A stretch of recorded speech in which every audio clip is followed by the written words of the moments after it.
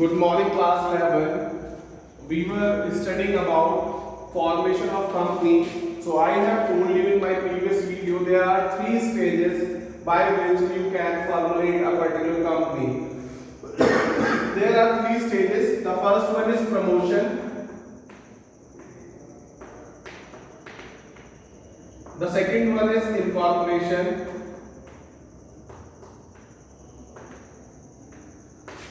And the third one is commencement or execution.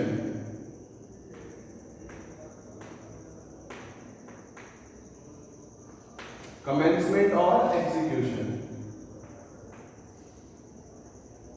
So I have told you about three stages. The first one is promotion, the second one is incorporation and the third one is commencement or execution of the business. तो जो promotion होता है मैंने उसमें आपको बताया था कि first of all you have to collect people. First of all you should have an idea and you have to collect some people of the same purpose for the same purpose. वो promotion की stage होती है जब आपकी सारी चीजें हो जाती हैं, जब आप डिसाइड कर लेते हैं कि आपका आइडिया क्या है, कौन कौन लोग मिलकर काम करेंगे, कैसे आप उसको आगे बढ़ाएंगे, और ये जब सारी चीजें डिसाइड हो जाती हैं, this is called promotion stage. उसके बाद हमारा इनकॉर्पोरेशन होता है जहां पर आप डिफरेंट डॉक्यूमेंट्स को प्रिपेयर करते हैं और उसका रजिस्ट्रेशन कराते हैं according to the Companies Act. उसके बाद यहाँ पर जब आप सारे डॉक्यूमेंट्स विद फीस सबमिट कर देते हैं तो रजिस्ट्रार अगर सेटिस्फाइड होता है तो आपको क्या दे देता है, लेटर ऑफ इनकॉर्पोरेशन या लेटर ऑफ रजिस्ट्रेशन दे देता है। उसके बाद हमारे पास आता है कमेंसमेंट और एग्जीक्यूशन। ये थर्ड स्टेज है जिसके बारे में आज हम बात करेंगे। A private company can commence its business, can start its business immediately after incorporation. जैसे ही उसका रजिस्ट्रेशन होता है, जैसे ही उसे लेटर ऑफ रजिस्ट्रेशन मिलता है from the registrar, they can commence their business.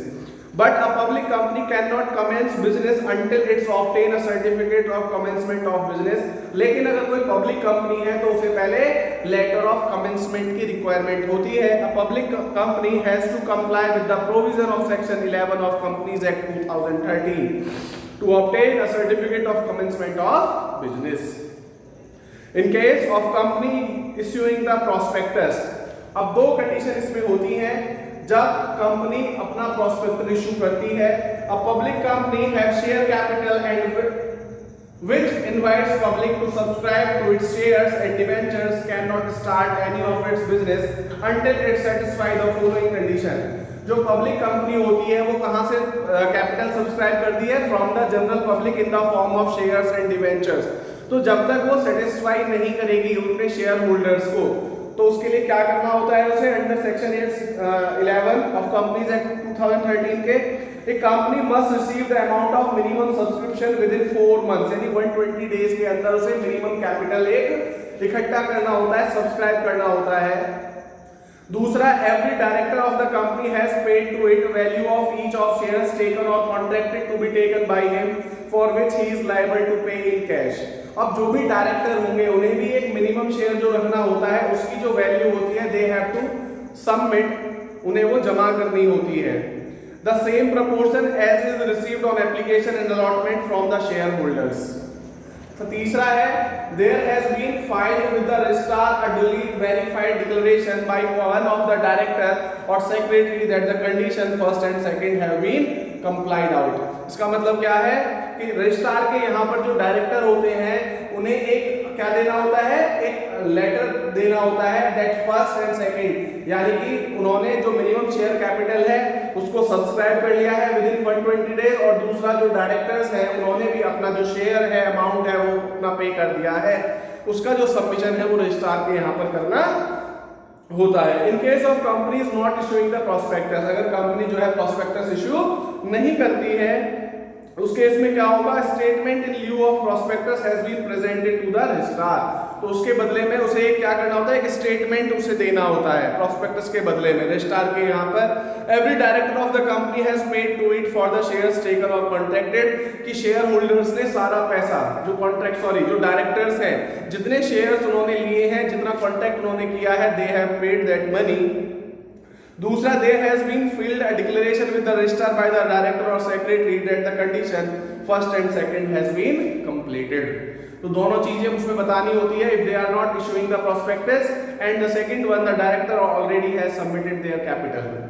तो ये दोनों कंडीशंस जो है जब वो फुलफिल हो जाती हैं, रजिस्ट्रार को आप कंप्लीट कर देते हैं, वो लेटर दे देते हैं, तो लेटर ऑफ कमेंसमेंट वो इशू करता है, जिसके बाद पब्लिक कंपनी जो है अपना बिजनेस स्टार्ट कर सकती है।